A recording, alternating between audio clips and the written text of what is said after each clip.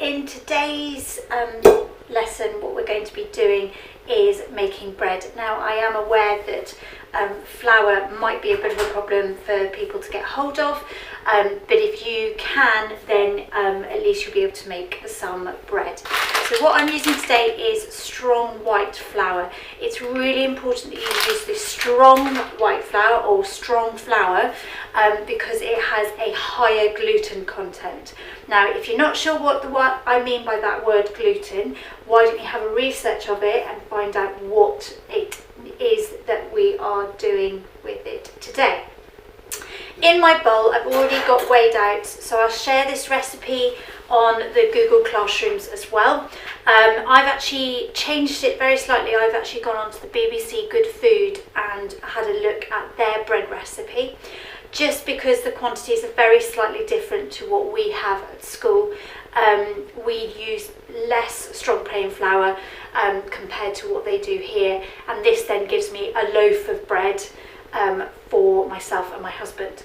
So also in the bowl I have got my yeast, I've got salt, and I've got sugar.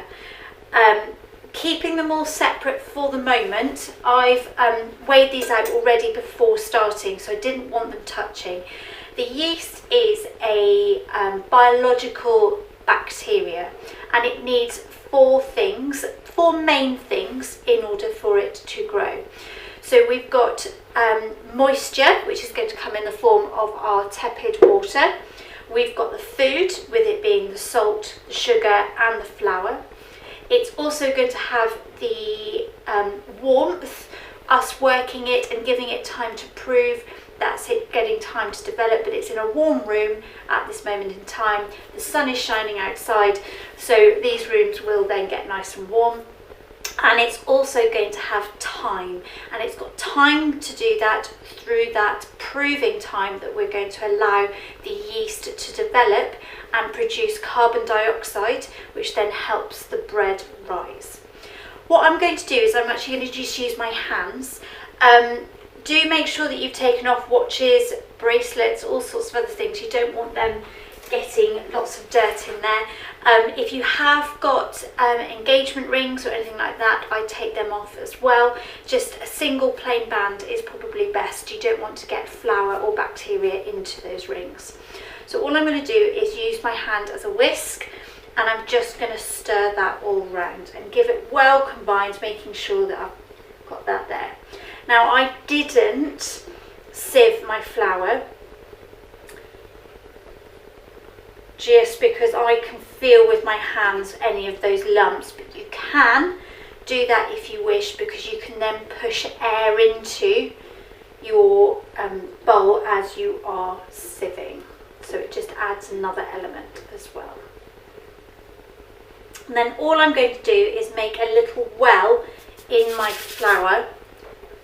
Okay, so I can kind of see the bottom of the bowl. You might not be able to. And what I'm then going to do is I'm going to add 3 tablespoons of oil. Now, this can be olive oil, but any oil would be good. What I would say to students at this point is there's a reason why we have all of these ingredients in the recipe. So little sort of side project for you is to find out what is the function of all of these ingredients. What's the purpose of adding the olive oil? What's the purpose of adding liquid? Now, I've answered some of those questions so far, but you could then add a little bit more to it, and if you just email them to me, and then we can share that with everybody later on. Now, I've got tepid water here, so what I did was I boiled the kettle about an hour ago, and I then just measured out 300 millilitres of water. Now, like yesterday when I made pastry, I'm not going to be adding all of this liquid to start with, because once you've added all of the liquid, you've got no more flour to add. We want to try and keep it. So all I'm going to do is I'm going to add in half of that. Now, if you haven't got a kettle or anything like that, tap water, hot tap water is absolutely fine. You should be able to use this in your hands. So if it is too hot to touch, it means that water is too hot, and that means then it's going to kill the yeast. So all I'm going to do is just start moving it around. Now, where yesterday when we were doing, or the other day when we were doing pastry, if anybody's watched that video, we had to be quite quick and we wanted to be quite gentle with our pastry. You don't need to do that with this recipe. You want to try and get everything in and really using the whole bowl and your whole arm to gather in all that flour. So it's really struggling to collect all the water, so I'm going to add a little bit more.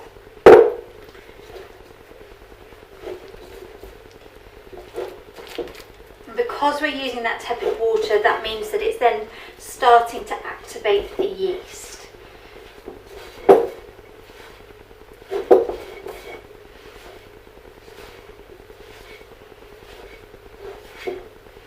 Now you may find that it's sticking onto your hands and things like that, but don't worry about that at the moment, because it will all come off as you are kneading your dough, and that's the next step that we're going to do once we've got all of this added.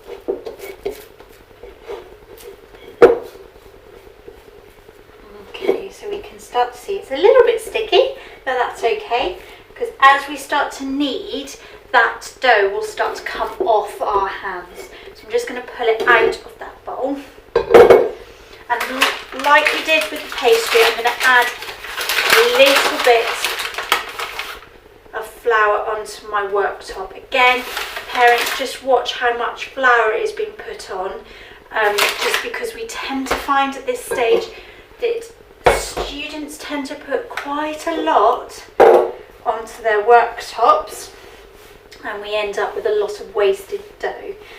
Okay, so kneading. Kneading is really important because it's developing the gluten in the dough. Okay, now gluten is a protein, and that's the bit that's going to kind of give it structure. All right. Those that are doing a GCSE, if you are watching this, I would like you to think about, again, the functions of those ingredients and really thinking about that gluten and why we need to have it in certain recipes compared to others. Okay, so kneading technique. Best way to do this, hold it at one end, with your other hand, stretch the dough away, roll it back up and twist, and you just continue that. Stretch, roll, twist, stretch, roll, twist, and just continuing that. If you're finding that again it's sticking to the worktop, you can see most of the flour is being picked up again, just need to add a little bit more in there. So you can start to see my hands really starting to come clear. Now if you want to upgrade from that and you want a little bit more of a challenge, you could do it with one hand. So the way that we do that, in the same way that we were before, stretch, roll, twist, you're going to do that with one hand. So stretch, roll and twist. But you're doing it all in one motion. Now, if you've got a number of children at this point, what you could do is separate the dough and divide it between however many children you've got, so that everybody then has a go at kneading. Now, the kneading process does take a little bit of time. It takes at least 10 minutes, depending on how good your kneading technique is. So we're going to be doing this for a good 10 minutes. Now what I tend to do at this point in lessons is play some music so that we've got a bit of a beat to knead to. So if you do that, one really good one is Saturday Night Fever. Really great one for kneading. It's got a really fantastic beat behind it. So maybe play some music, and if it goes on for that 10 minutes, 10 minutes actually goes a lot faster.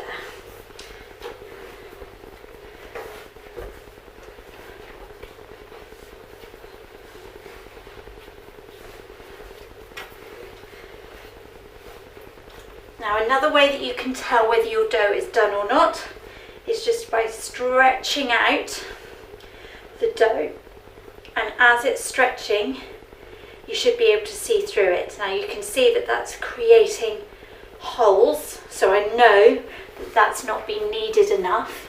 I can also see it's quite rough still around the outside, so it's going to need to be kneaded a few more times, or a few more minutes at least.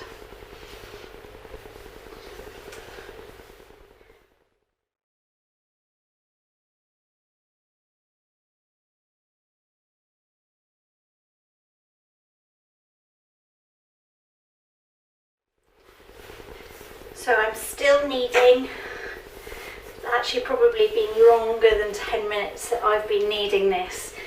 But you can see my hands are clean. There's a few bits there. And my dough is much smoother to work with. And if we have a look at that window, we can see that it's actually becoming much easier to sort of get that window technique. It probably needs just 1 more minute.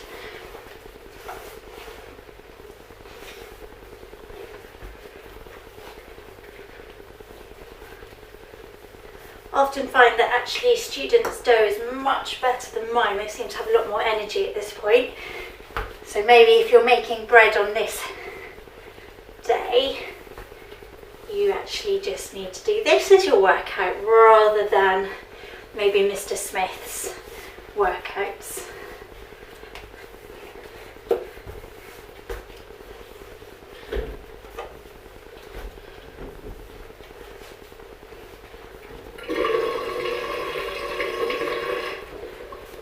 Okay, so that is my dough ready.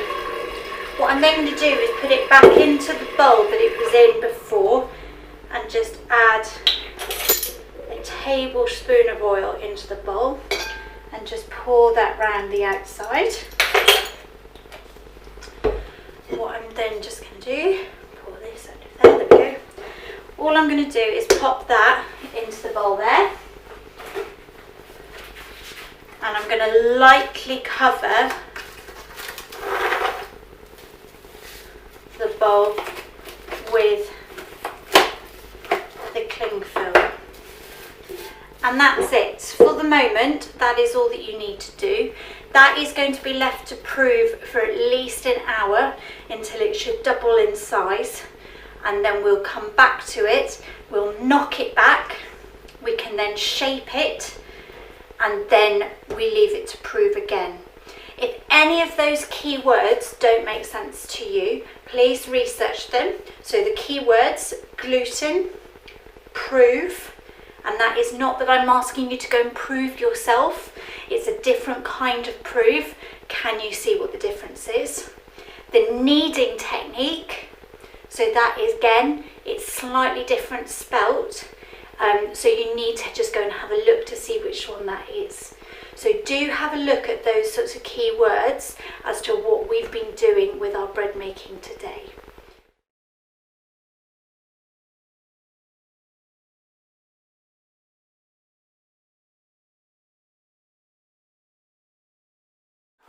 So you can see that my dough has now doubled in size. So all I'm going to do is carefully take it out of the bowl. You're going to find that this is much slippier now to deal with. And all all I'm going to do is just knock back the dough. So it's going to be much easier to work with. I haven't added any flour onto the worktop at this stage because all I'm doing is just very quickly knocking back.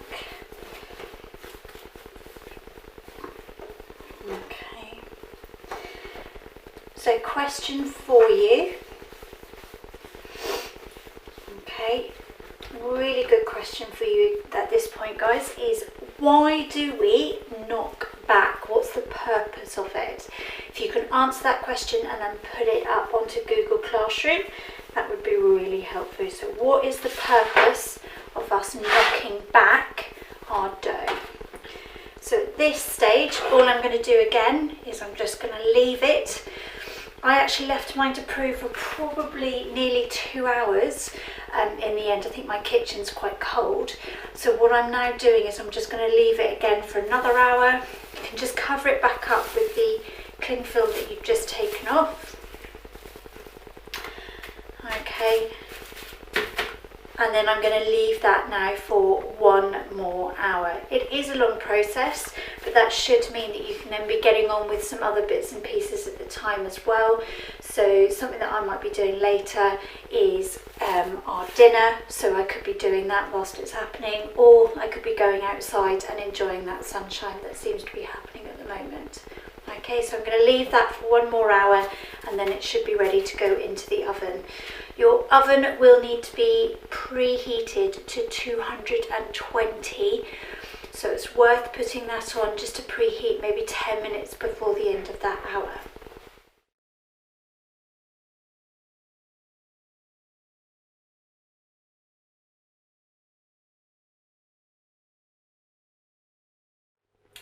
Okay, so my bread has now been resting for a further hour. Doesn't seem to have risen as much as it should have done, but maybe you again could do some research to find out why that might have been, that mine didn't rise as much as I thought it would. I'm just going to put a knife, there we go. So now all I'm going to do is I'm just going to score the top. So remember, before you've got it into one big shape, you could at this point divide it into different things and make bread rolls or different shapes. Children often find it really good fun to do lots of different shapes, maybe do some hedgehogs, turtles, plats, anything like that you can have a go at. So I've just done 1 loaf because we'll probably use that more as a household than the bread rolls. So all I'm going to do is just score across the top.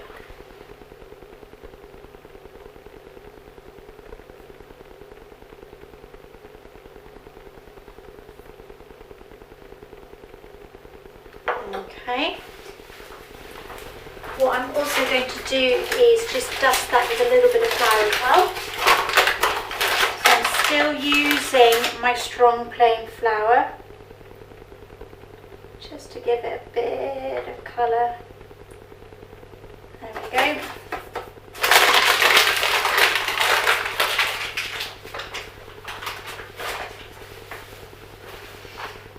Now this loaf is then going to go into the oven for 25 to 30 minutes. Obviously if you've done bread rolls they won't need as long as that, and then I will go through how you need to test that your dough is then done.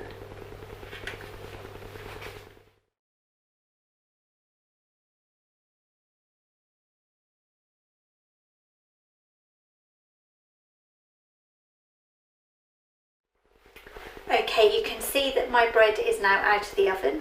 You can see that my knife cuts didn't quite go into enough, so do make sure that you go a little bit deeper into your bread, but you can see that it's risen and it's got a nice colour on top. Now the best way for you to test that your bread is done, 1, we know that it's been into the oven for long enough. 2, it's risen, the colour has obviously changed, but the other way that you can do it is by turning it over and tapping it on the bottom. Now do remember this has just come out of the oven, so it is going to be hot, so adults I would probably suggest that you do this if you've got young children. The older students should be able to do this without too much of a problem, but please make sure that you are aware that this is hot. So just very carefully turn it over, and then just supporting it, just tap on the bottom. Don't know if you can hear that, but if it then sounds hollow, that is the way that we know that it is done. And just turn it back over again. And there we go. You have then hopefully got some lovely bread that you can share with the rest of your family. Hopefully yours looks a little bit neater than what mine does. I look forward to seeing some of the different shapes and sizes that you have got on offer for your houses, if you have managed to get a hold of some strong plain flour.